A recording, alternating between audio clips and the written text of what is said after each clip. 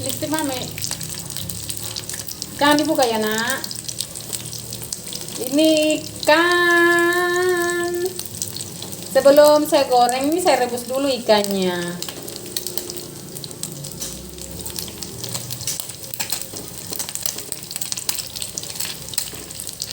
Jadi dengan api kecil, dengan minyak sedikit.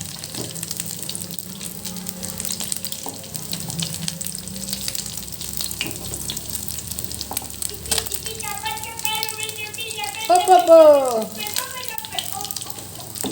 Nah ini udah kemerah-merah, coklat kemerah-merahan kan.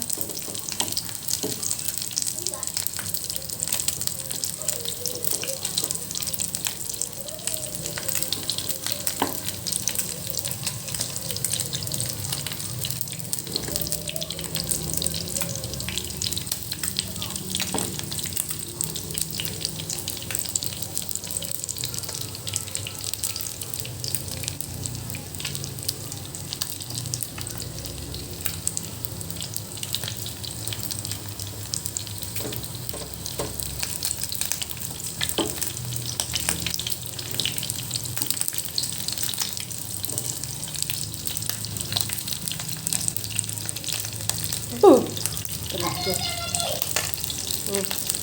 Oke, sudah siap ya.